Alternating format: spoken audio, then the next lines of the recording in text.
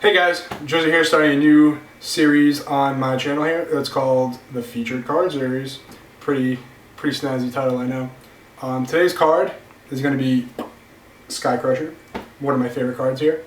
I'm going to go into its strengths and weaknesses, organized play and then limited play, or constructed play I should say, and limited. So we're going to start off with the strengths and constructed play. It's a 7 for 7,000 double breaker. So he's one of the better finishers in the game right now, just because he does have that 7,000 power. Zagon does have that 7,000 power to crash with him, but his effect is what really makes him shine. For 7,000 power, when he attacks, he gets to give one of your other creatures in the battle zone 5,000 power and double breaker, which is a pretty devastating attack, especially against an aggro deck that doesn't run many blockers. I know from what I've seen with aggro decks, Skycrusher literally annihilates them. Just because, if you throw down that 7-turn Skycrusher, if your opponent doesn't have that Root Trap or that Terror Pit, you're pretty much coming in for shields. You have that turn 8 Bull Tail or that turn 8 2 Gilliflame or something crazy. You give the Gilliflame the 5,000 extra power, he's double breaking in there, and it just causes mayhem. Especially another part I do like is the 5,000 power, especially on Gilliflame, because if it's your only play, you can get rid of that cool Spike Tatsurion at 10,000 power. And I mean, if you don't have the Gilliflame, you have the turn 8 Bull Tail, you can always give the power to Bull Tail as well, and then swing over cool Spike Tatsurion. I mean, assuming that you don't have a better play, but I mean, it works. In limited play, a lot of blockers are run, but this guy, there's even less ways to get rid of him.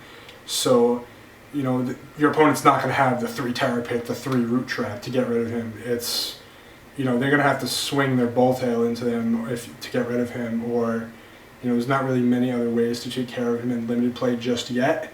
In Dojo set, the only thing that hits him is Root Trap and Terror Pit, so, and then Granger can block him, but other than that, there's nothing really to stop him. But for weaknesses, he's kind of slow, especially playing against another control deck. He can be Terror Pitted on turn 7, especially if your opponent went first. So he could be Death Smoked. That's always an opportunity. Then they could teleport him, and then they could Spectre Claw him on turn 7. So, I mean, he's kind of situational. I can see why people aren't thinking too highly of him, but I'm one of his biggest fans. This card can be absolutely devastating to your opponent. And then in limited, I don't really see any weaknesses, to be honest. I mean, like I said, only 3 cards hit him in limited play right now. So he probably, alongside Bull Tail, is my 2 picks for the best finishers in the game.